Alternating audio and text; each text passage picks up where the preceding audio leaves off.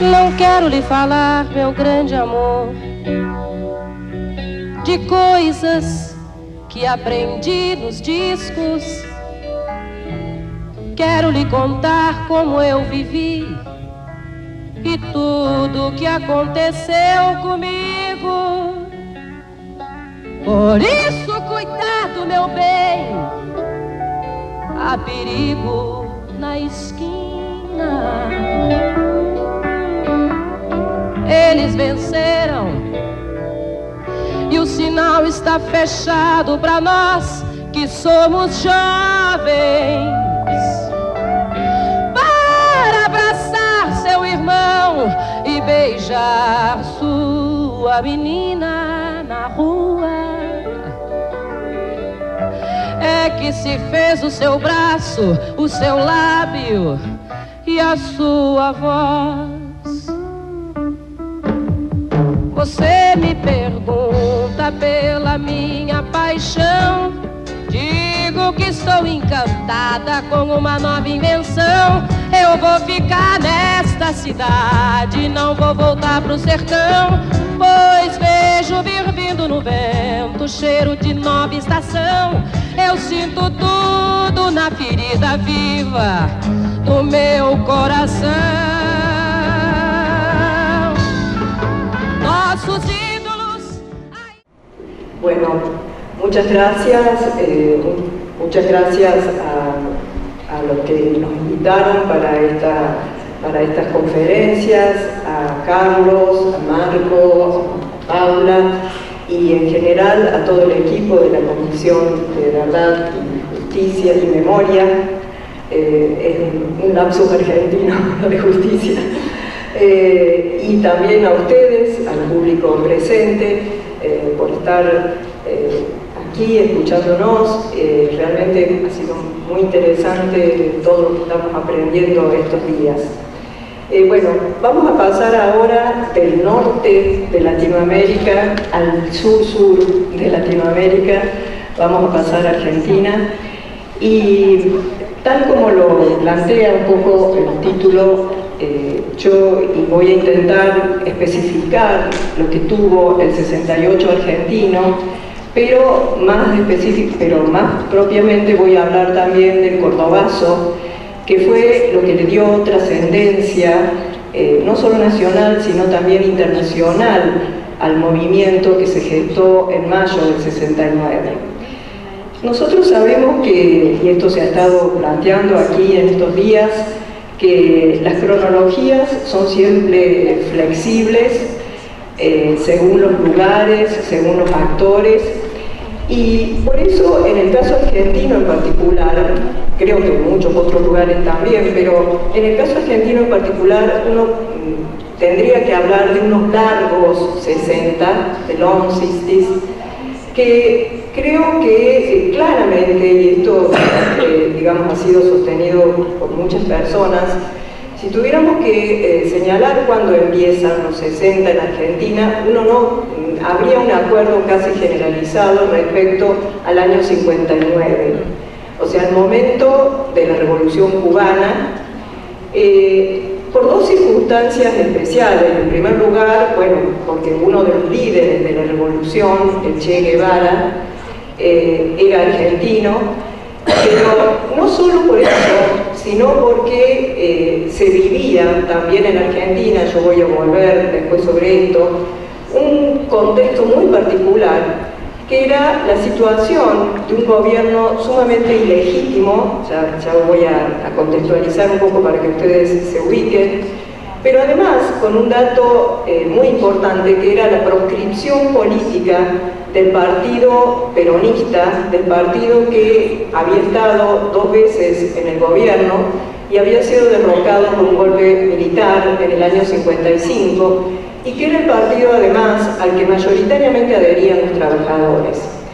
Entonces, en ese contexto en particular, y con el ejemplo, digamos, o se empezó a mirar a la Revolución Cubana como una alternativa de salida dentro de un proceso que comenzó para entonces, que fue también el de una paulatina izquierdización de ciertos sectores del movimiento obrero peronista. Estoy diciendo, aclarando esto peronista, porque sin duda hay muchas otras tradiciones de izquierda, pero sin duda la figura de quien era considerada, de quien fue el primer delegado de Perón en Argentina, que es John William Cook, había estado en Cuba y había seguido muy de cerca el proceso cubano y entendía que una de las vías para la revolución en Argentina podía ser similar a aquella. Entonces, lo que quiero decir con esto es que el proceso de surgimiento de lo que empezó a denominarse como la nueva izquierda, ¿no?, con todo lo que sabemos que ello implica, pero fundamentalmente una crítica a la ortodoxia del Partido Comunista, en Argentina comenzó bastante temprano. Y también, para cerrar, digamos, estos largos 60, uno tendría que datarlo en 1971. Ya luego voy a explicar por qué, pero anticipo que sería la situación de lo que se denominó a su vez un segundo cordobazo. O sea, no hubo un solo cordobazo, sino un segundo cordobazo o vigorazo, y que obligó, digamos, al gobierno militar que estaba en ese momento a prometer la proscripción del peronismo y la salida electoral, que fue lo que hizo posible la instalación del tercer gobierno peronista en el año 1973. Los 70 son otra cosa, sin duda, ya yo lo voy a marcar, pero digamos, me parece que hasta el 71 uno podría ver este largo ciclo. Entonces, yo voy a anticipar cuál es, como una primera imagen, sobre la cual voy a volver después, pero para ir entrando en tema, digamos, cuál fue la especificidad del 68 argentino. En realidad, en el 68 en sí mismo, no hubo violencia callejera, no hubo acciones de protesta ni movilización popular. Eso va a ser, como allí está dicho, el 29 y 30 de mayo de 1969. Pero sí hubo, y esto en general ha sido olvidado por la historiografía, no el hecho en sí mismo de la constitución, de esa que yo defino como una estructura movilizadora fundamental para lo que fue el cordobazo. Hay estudios hechos sobre lo que fue denominada la CGT de los argentinos, pero no necesariamente desde la visión que voy a intentar plantear, que es la función que cumplió la CGT de los argentinos fue la de conformar un momento de articulación, como digo allí, y una estructura movilizadora para generar una especie de frente. Ya voy a volver sobre esto, no lo voy a despachar con estas dos palabras, pero una especie de frente antidictatorial, ¿no? Y en este sentido fue una estructura fundamental para lo que allí yo trato de caracterizar de entrada, para que ustedes vayan viendo lo particular también del cordobazo, aunque vamos a volver sobre esto, y es que el cordobazo fue un hecho contundente de protesta obrera. O sea, los obreros fueron los que lideraron el movimiento, protesta obrera estudiantil, pero que luego terminó convirtiéndose en una rebelión popular y en una insurrección urbana que no solo culminó allí, sino que también es importante hablar de lo que se señala allí, que inició un ciclo de protesta de una serie de otros vasos, como fueron el rosariazo, el choconazo, el tucumanazo, el mendozazo, entre muchos más. Bueno, esto es como una especie de síntesis, tendría que ir al final, pero es para ubicar cuál fue, digamos, la particularidad. Ahora bien, acá una contextualización que creo necesaria, un poco ya he anticipado estos hitos históricos, pero que lo estoy pasando para que se entienda qué tipo de funcionamiento del régimen político tuvo Argentina en estos largos 60. Entonces, marcábamos la fecha del 55, donde hubo un gobierno militar que destituyó el gobierno popular, muy popular, el segundo gobierno de Juan Domingo Perón. Luego, y se estableció, como les había dicho, la proscripción del peronismo, que no solo fue la imposición de poder votar, o sea, la proscripción política, sino incluso una proscripción simbólica de poder nombrar a Perón, de destruir todos sus símbolos, sus imágenes, intentando con esa metodología una acción pedagógica, didáctica, de erradicar el peronismo de la sociedad. Eso es lo que se planteaba. Esa revolución del 55 duró muy poco tiempo, sobrevinieron los gobiernos civiles, ya no militares, pero semidemocráticos, porque el peronismo estaba proscripto. Es en ese marco donde yo les decía que tuvo lugar la Revolución Cubana. Y luego una nueva intervención militar, esto sí ya gobierno militar, que fue el que transcurrió del 66 al 73, y es el que se conoció como, que es en el marco específico donde tuvieron lugar estos asos, esta serie de asos, y que se conoció como, se autotituló, se autoproclamó como Revolución Argentina. Parecía realmente muy paradójico, ¿no? Porque justamente estos años de la Revolución Argentina efectivamente van a ser los años donde más cerca se estuvo de concretar un horizonte revolucionario en Argentina, no solo por las movilizaciones populares, sino también por las expresiones de radicalización obrera y también del funcionamiento de organizaciones guerrilleras que directamente bregaron por la toma del poder. Sin embargo, aquí también yo no quería dejar de señalar, porque hay un hito dentro de anterior, digamos, de protestas no obreras, sino estudiantiles, que es apenas iniciado ese ciclo de la Revolución Argentina y que tiene que ver con las protestas estudiantiles que tuvieron lugar entre julio. La Revolución Argentina tomó el poder el 28 de junio del 66 e inmediatamente, por eso me interesa la fecha, en julio, en el mes de julio, hubo una serie de revueltas en todas las universidades nacionales, porque las primeras medidas que tomó el gobierno de la Revolución Argentina, por supuesto inspirado en la doctrina de la seguridad nacional, todo lo que ya sabemos en el Cono Sur, pero que justamente veía en las universidades el centro de difusión del comunismo, y por lo tanto la primera medida que tomó fue el de intervenir todas las universidades y terminar con la forma de gobierno, de cogobierno tripartito que tenían las universidades públicas en la Argentina, siguiendo los principios de la reforma universitaria de 1918.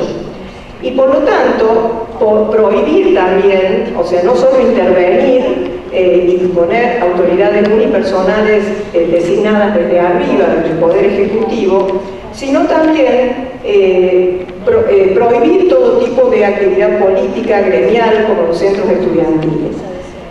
Eso Córdoba tuvo también, y ya vamos a ver, es el centro de una universidad, es el centro de la Universidad Nacional más antigua del país.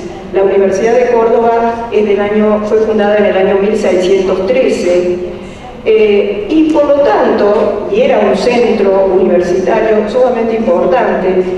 Córdoba se sumó, como tantas otras universidades nacionales, a las movilizaciones, y en Córdoba se dio el primer muerto estudiantil en ese movimiento del 66, después habría otros, que fue Santiago Pampillón. Pero con la particularidad de que Santiago Pampillón, y esto muestra una particularidad también de Córdoba que vamos a pasar a ver ahora, de que Santiago Pampillón era estudiante y obrero a la vez. O sea, era estudiante de ingeniería y trabajaba también en una de las principales terminales automotrices que había en Córdoba, que era lo que sería inicialmente la ICA y luego ICA Renault. Entonces, esto nos lleva a... bueno, aquí hay una foto de Onganía, que era quien encabezó la Revolución Argentina, y lo que fue conocido como la Noche de los Bastones Largos en Buenos Aires, cuando tanto profesores como estudiantes tomaron las universidades, y también empezó un primer exilio de intelectuales en ese año 66.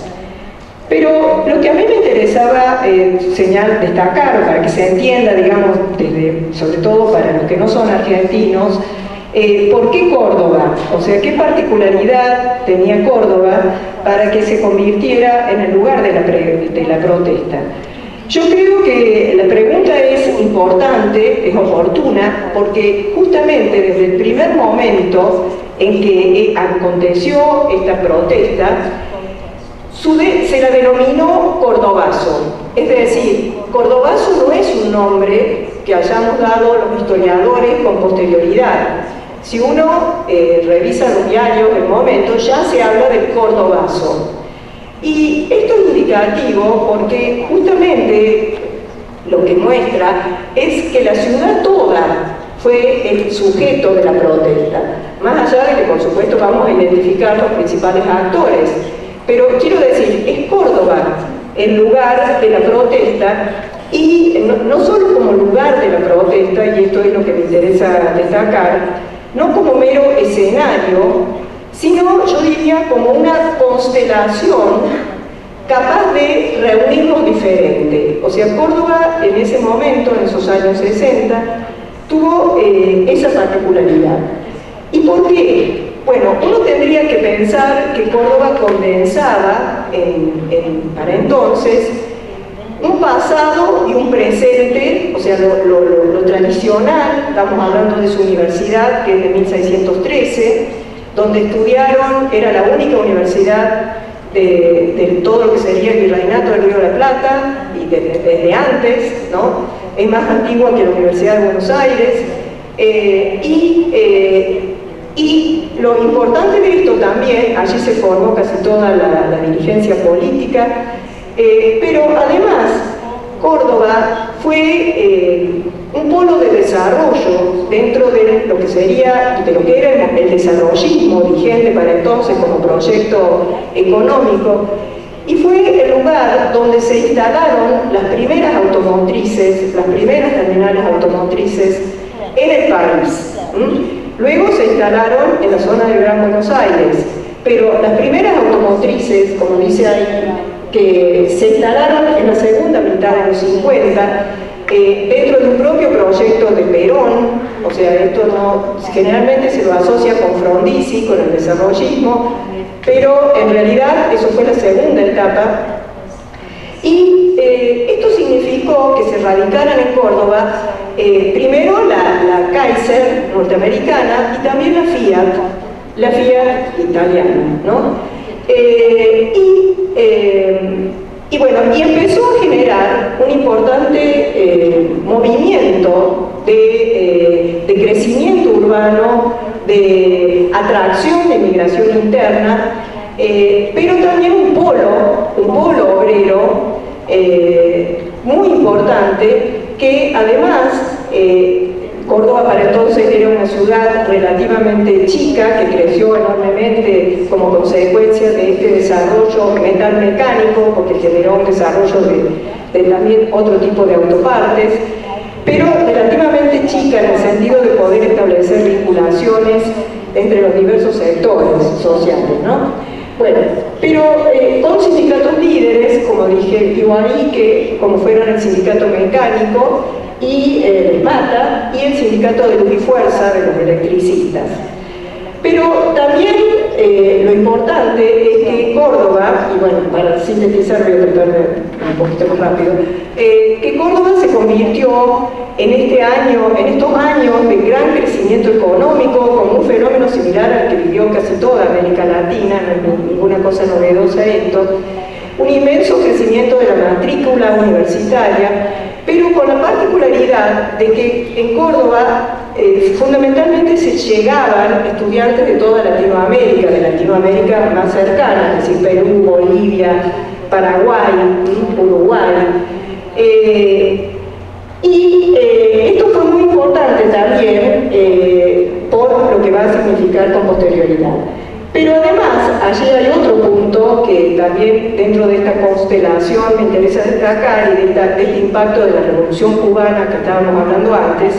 En Córdoba también se la ubica como el del desarrollo de uno de los principales grupos de lo que sería una nueva izquierda gramsciana, el grupo de los gramscianos argentinos que surgió allí a partir de la edición de la revista Pasado y Presente, que empezó a editarse en el año 1963, que es un grupo de jóvenes de la Federación Juvenil Comunista que rompen con el Partido Comunista.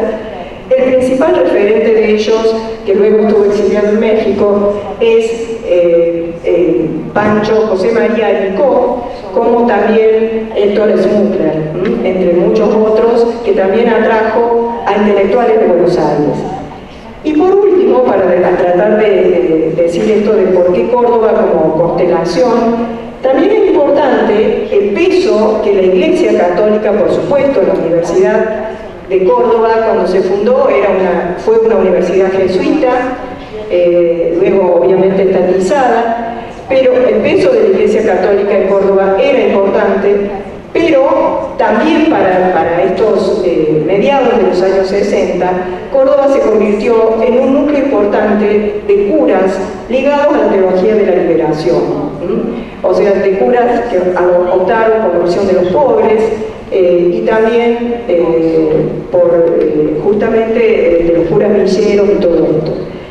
Bueno, ¿cómo incidió? Entonces, en ese marco, bueno, yo lo que ahí decía también era que justamente en Córdoba se había dado la primera reunión de sacerdotes para el Tercer Mundo en el año 68. Ahora bien, ¿cuáles fueron los disparadores de la protesta y por qué decíamos esto de que era importante la función de la CGT de los argentinos en su estructura movilizadora, digamos así? En el año 67 hay que decir una cosa, y es que el gobierno todos los gobiernos posteriores al 55, si bien habían proscripto al peronismo, ya en el 58 habían restablecido la legislación laboral propia del peronismo, como son las convenciones colectivas y el derecho a huelga, digamos, funcionaron normalmente a pesar de la proscripción del peronismo. Es decir, los sindicatos peronistas se convirtieron de alguna manera en la columna vertebral del movimiento peronista al estar proscripto el partido. Esto fue así hasta que en el año 67 el gobierno de Onganía decidió suspender las negociaciones colectivas, congelar salarios y limitar el derecho de huelga. Esto generó dos tipos de reacciones, para ir rápido, dos tipos de reacciones. En primer lugar, le quitó poder de negociación a lo que era la línea más pragmática del sindicalismo de presionar para negociar. Pero, por otro lado, lo que generó también, y es esto lo que quiero destacar, es la conformación de esta nueva central que se llamó la CGT de los argentinos.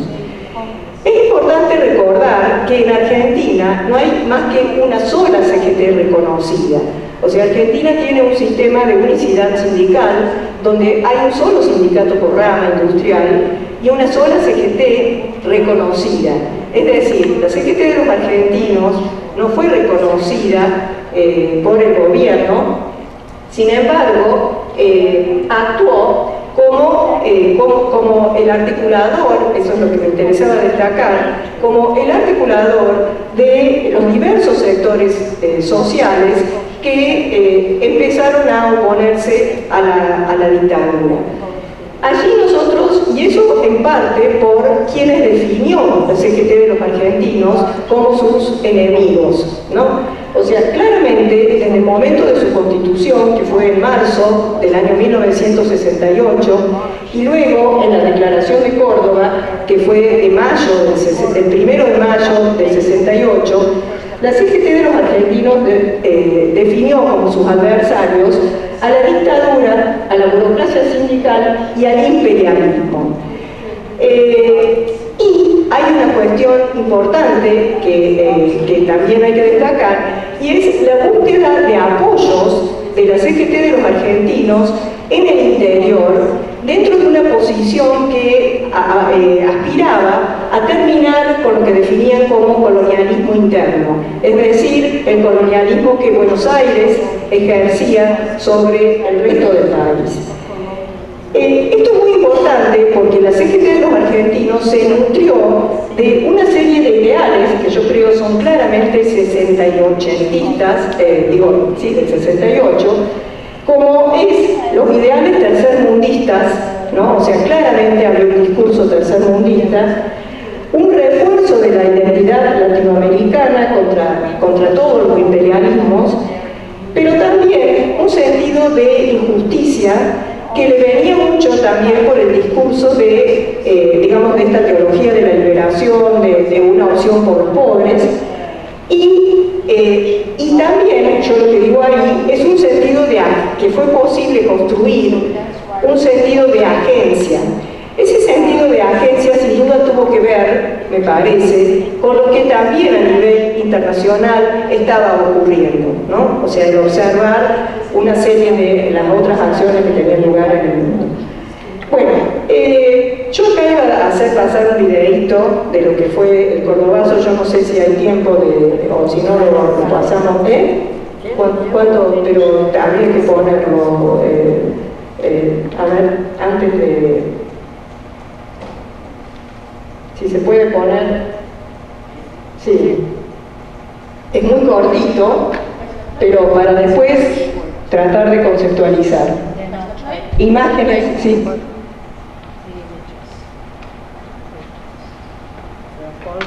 Eso es Córdoba, ahí está el sindicato de Luz y Fuerza, ustedes podrán ver.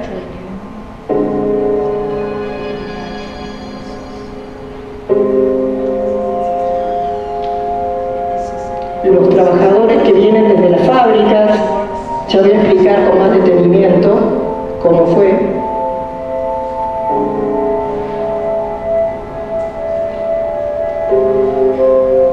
La represión policial, las barricadas,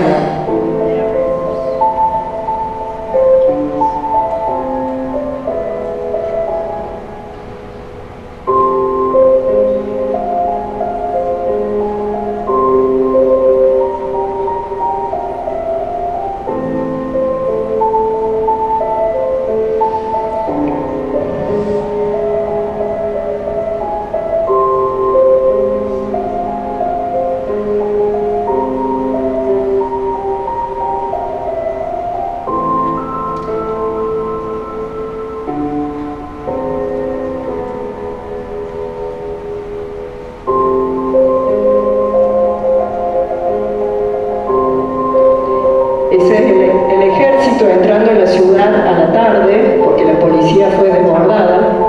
Bueno, nada más, volvemos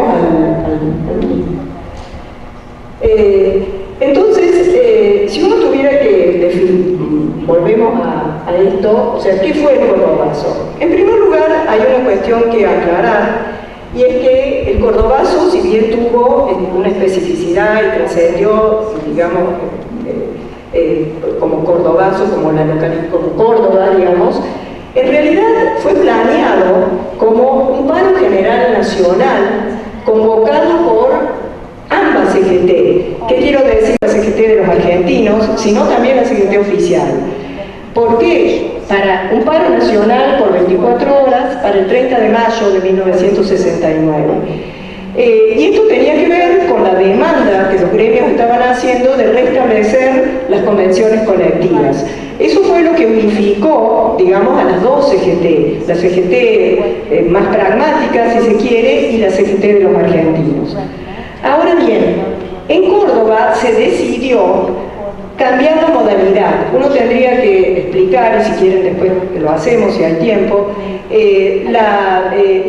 las figuras, los liderazgos que había en el sindicalismo cordobés, que es un sindicalismo muy combativo, entre otros la figura de Agustín Tosco, del Sindicato de Luz y Fuerza, que fue quien propuso cambiar justamente la modalidad y en vez de ser un paro nacional por 24 horas, un paro matero, como decían, cambiarle la modalidad y convertirlo en un paro activo, es decir, un paro por 38 horas, con asistencia a los lugares de trabajo y luego abandono de los lugares de trabajo para marchar en columnas desde los lugares de trabajo a congregarse. Por eso ustedes ven, por ahí no se veía mucho, pero que vienen desde los distintos puntos fabriles, marchando a un acto que iba a tener lugar en el centro de Córdoba, frente al local del CGT.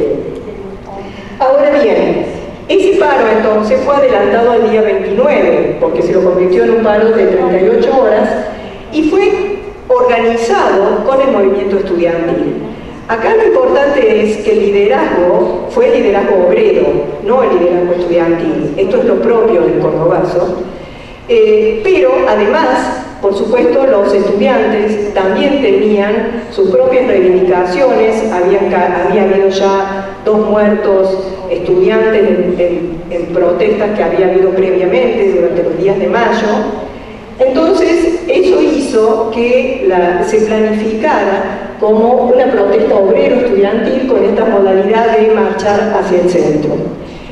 Hasta aquí tenía el formato de una protesta típica, digamos, que ya venían ejercitando durante toda la década del 60 el movimiento obrero, incluso el movimiento estudiantil desde la muerte de Santiago Campillón. Sin embargo, eso fue planificado así.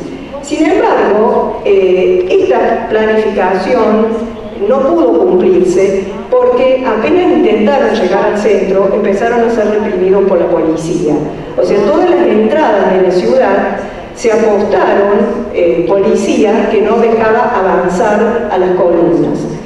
A partir de ese momento, entonces, la protesta se desorganizó y empezó a tratar de llegar al centro por diferentes vías. Lo llamativo fue que los vecinos de toda la ciudad comenzaron a ayudar a los manifestantes aportando para las barricadas, aportando colchones para quemar. Bueno, y todo se desencadenó peor aún cuando empezaron a caer los primeros muertos, porque la policía no estaba reprimiendo con balas de goma, sino que en la columna de la Esmata cayó el primer muerto, que fue Máximo Mena, y que esto enardeció a todos los manifestantes, y por lo tanto la policía se fue acorralando a la policía, y toda la situación que ustedes pueden observaron ahí, que se convirtió en una verdadera rebelión popular y en una insurrección urbana con violencia colectiva. La policía fue desbordada, ya voy cerrando. La policía fue desbordada y debió replegarse, o sea, Córdoba es nuestra, era el canto, digamos, de los manifestantes, y el gobierno se vio obligado a que el ejército interviniera en la ciudad, por esto de que la policía había sido desbordada. La resistencia durante la tarde y noche del día 29 se concentró en el barrio de Clínicas, que era un barrio estudiantil cerca del hospital de Clínicas, y desde allí se resistió durante toda la noche, apareciendo también algunas figuras de francotiradores todavía muy incipientes, pero que ya estaban insinuando lo que se va a convertir en otro actor protagonista de comienzos de los 70, como fueron las primeras organizaciones armadas. Si uno tuviera que, ya para ir cerrando, tratar de señalar cómo entender, digamos, esta especificidad obrera en el liderazgo de la acción, creo que bueno, antes de esto, o sea, por supuesto, no se sabe bien la cantidad de víctimas del Cordobazo, su número varía entre 12 y 60 muertos. Hubo más de 100 detenidos que fueron sometidos a consejos de guerra. Los principales líderes sindicales fueron condenados hasta 10 años de prisión, luego fueron liberados, pero los consejos de guerra dieron esas condenas. Pero me gustaría reflexionar sobre cómo entender esta especificidad obrera en el liderazgo de la acción.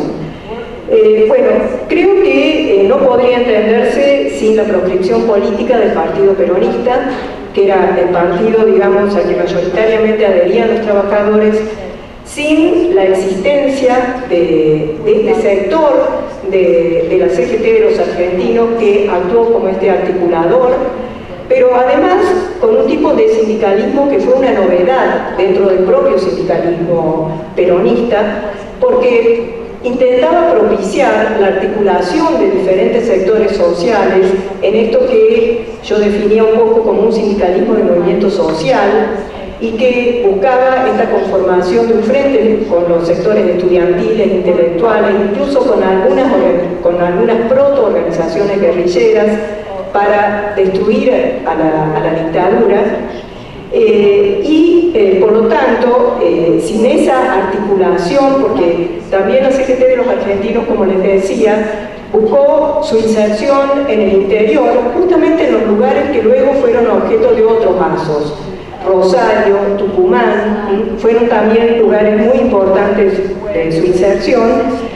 Y también me parece que no se podría entender esto sin la particularidad de Córdoba, digo, como ese lugar de articulación de lo nuevo y lo viejo, pero que obviamente no era solo de Córdoba, sino que fue el lugar en ese momento de la articulación.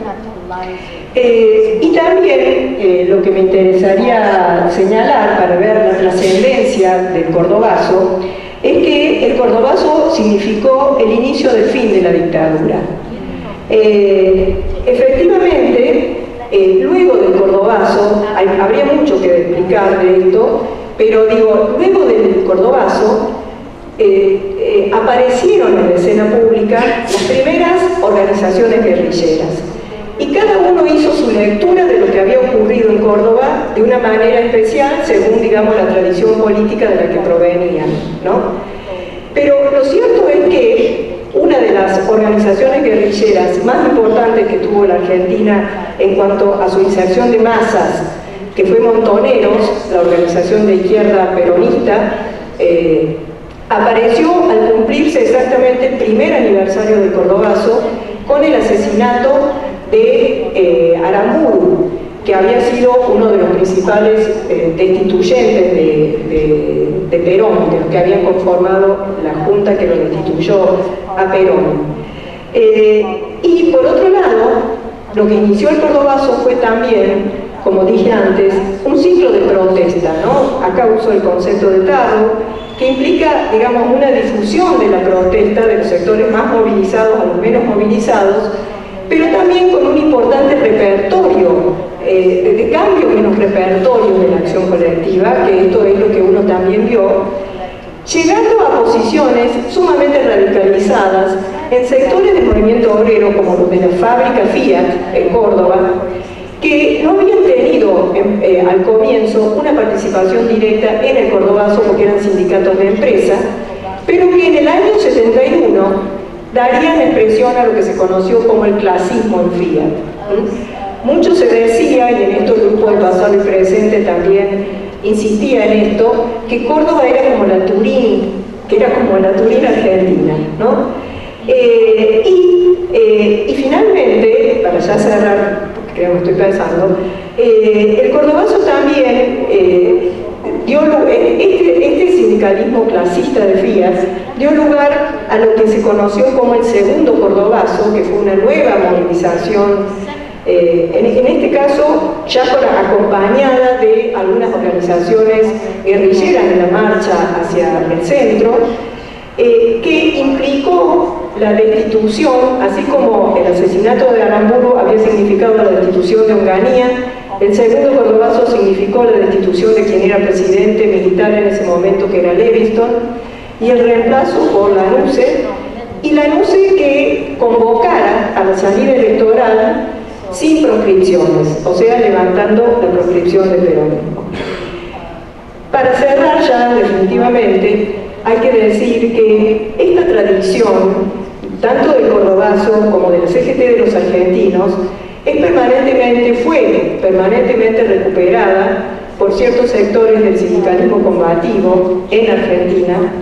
Incluso la única opción, o la opción verdaderamente interesante que surgió en Argentina frente a las reformas neoliberales de Menem en los 90, se llamó también Congreso de los Trabajadores Argentinos, y actualmente se llama la Central de Trabajadores Argentinos. O sea, la CGT sigue existiendo, por supuesto. Este Congreso de los Trabajadores Argentinos, la Central de Trabajadores Argentinos, no es reconocida, no tiene personería gremial, pero apareció recuperando esa tradición, y apareció también como el único sector que en Argentina, en los años 90, finales del siglo XX, llevó a cabo una política de oposición a las reformas neoliberales. Nada más, muchas gracias.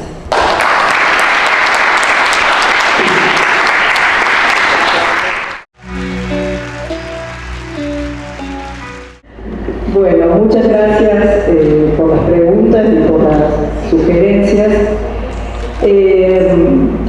Bueno, voy a dejar las dos últimas porque están un poquito ligadas, me parece, las dos últimas preguntas, y empezar por la pregunta de Marco respecto a qué era lo nuevo de ese sindicalismo y esta idea de sindicalismo de movimiento social, que en realidad es un concepto que no se usaba en el momento, ¿no? O sea, ni siquiera muchas veces se lo pensó así, sino que más bien el concepto de sindicalismo de movimiento social tiene que ver con las discusiones más recientes que tuvieron lugar, sobre todo en los países angloparlantes, en este sentido de cómo hacer para recuperar fuerza el movimiento, el sindicalismo, ¿no? O sea, y una de las categorías que apareció fue la posibilidad o la estrategia del sindicalismo del movimiento social.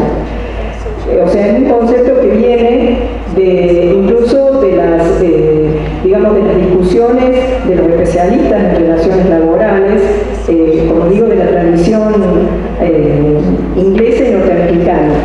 Pero ya voy a ir a eso. Lo que quería decir respecto a primero qué es lo nuevo de este sindicalismo, porque efectivamente a mí me parece que lo que ocurrió en Córdoba en esos años, digo, con el desarrollo de las industrias automotrices, fue bastante similar, creo yo, a lo que ocurrió con el surgimiento del PT en las huelgas, digamos, de la ABCD, ¿no?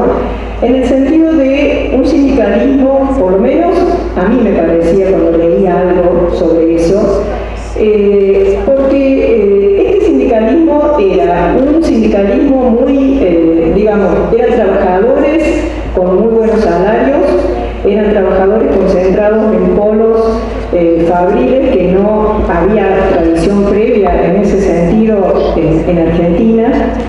Eran sindicatos que se habían organizado cuando ya Perón no estaba en el gobierno, porque los sindicatos mecánicos se organizan recién en el año 56.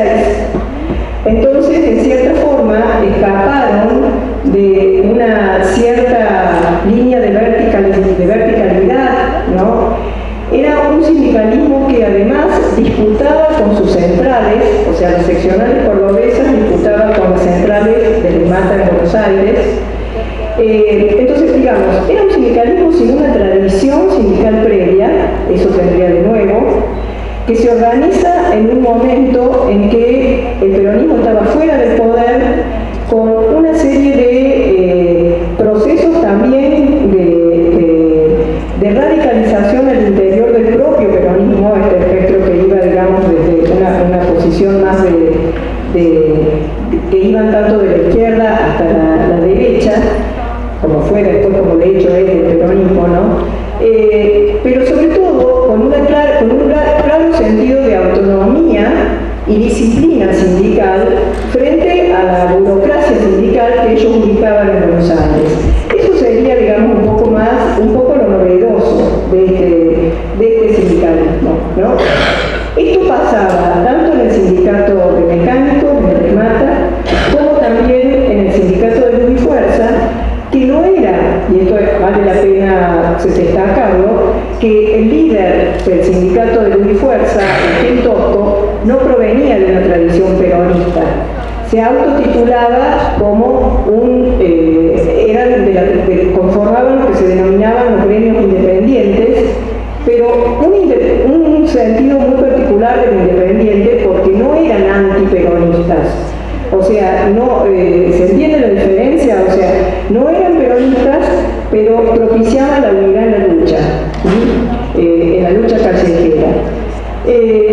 Esta es la combinación principal o que se dio, digamos, en esto que fueron los sindicatos líderes de Córdoba y particularmente del Cordobazo.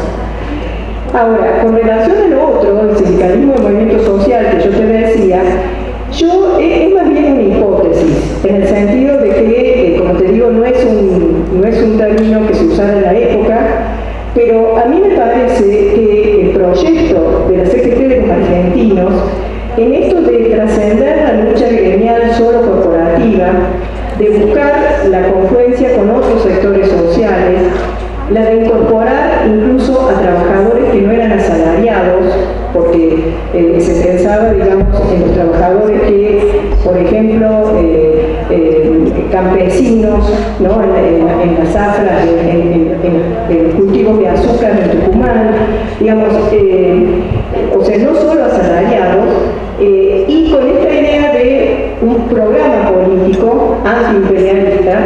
Me parece que eso tiene mucho del sindicalismo, el movimiento social, que yo lo asocio bastante al PT. Ustedes dirán, a lo mejor estoy confundida, pero yo lo asociaba bastante a lo que fue este apoyo eclesiástico también. Lo asocio bastante a esta idea del sindicalismo de movimiento social, ¿no? ¿Cómo? Sí, jóvenes también. Sí, jóvenes también. Bueno, esto es muy importante también por esta relación y por esta búsqueda deliberada de acercamiento al movimiento estudiantil. Que esto yo creo que es lo que marcaría una diferencia con, por lo menos lo que yo veo, no he trabajado en Mayo francés, pero según lo que también escuchábamos ayer en estos días, digamos, había por parte del movimiento obrero una cierta reticencia a acercarse a los estudiantes y viceversa. Aquí, en cambio, hay una búsqueda deliberada a través de la CGT de los argentinos de liderar la protesta, pero con el apoyo estudiantil. Esto a mí me parece que es una diferencia bastante importante. Cuando yo he hecho mucho trabajo de entrevistas sobre el Cordobazo a estudiantes, a obreros, y les he preguntado sobre la influencia de Mayo del 68, y ellos dicen que en realidad no, ni siquiera los estudiantes la reconocen. Ellos más bien reconocen la influencia de la CGT de los argentinos, ¿no? O sea, como este articulador. Pero bueno, eso habría que llegar un poco más tarde, ¿no? Pero con relación a tu pregunta, aquí me parece que lo que genera la acción colectiva son los obreros y los estudiantes acompañan. Con relación a tu pregunta, ya después voy a ir a lo del movimiento estudiantil, pero con relación a tu pregunta de cómo insertar el Cordobazo, es muy interesante, ¿no? Es muy interesante tu pregunta. Si es parte del movimiento del 68, yo al comienzo tendía a pensar que no, porque me parecía que lo del 68 tenía una fuerte liderazgo estudiantil y yo veía que aquí en cambio era distinto. Pero sin embargo, si uno, analizándolo más con detenimiento y si uno efectivamente considera que esto forma parte de un ciclo que yo diría es el ciclo que se inicia, bueno, yo había dicho, hay una serie de acciones de unidad obrero estudiantil previas al 69 incluso, ¿no? O sea, luchas por el presupuesto universitario con anterioridad incluso a la Revolución Argentina, de obreros y estudiantes en Córdoba actuando juntos. Y además del componente que yo más veo del 68 es este componente antiimperialista, tercermundista y antiautoritario, en ese sentido, que estuvo presente en las calles al convertirse la protesta obrera en una rebelión popular. O sea, ¿qué quiero decir con esto? Me parece que la gente que salió a apoyar estaba bastante imbuida de ese espíritu, pero bueno, habría que ver. Perdón, con relación a la situación del movimiento estudiantil en Argentina hoy, yo diría que es muy heterogéneo, o sea, yo no diría que hay un movimiento estudiantil en Argentina, pero sí hay, digo, muy heterogéneo porque sobre todo lo que está teniendo, pero sí acompañan la iniciativa de los trabajadores docentes. O sea, este año en particular fue un año de importantes huelgas docentes en Argentina, casi un mes de huelga, y que no iniciaron las clases en el segundo cuatrimestre, y ahí se vio un fuerte acompañamiento estudiantil, pero la iniciativa lo tomaron los gremios docentes. Estos gremios docentes que en general están, digamos, cobijados en lo que es la Central de Trabajadores Argentinos, o sea, digamos, no la CGT oficial, ¿no? Pero además me parece que el movimiento estudiantil hoy está atravesado tiene otras identidades más fuertes que la estudiantil, como son, por ejemplo, las identidades de género, los movimientos feministas, la onda verde. Eso es muy claro y es lo que está ocupando bastante las calles en la Argentina, más que la identificación como estudiante.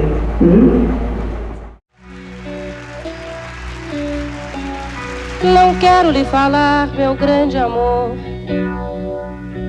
de coisas que aprendi nos discos. Quero lhe contar como eu vivi e tudo que aconteceu comigo. Por isso, cuidado, meu bem, há perigo na esquina. Eles venceram e o sinal está fechado para nós que somos jovens.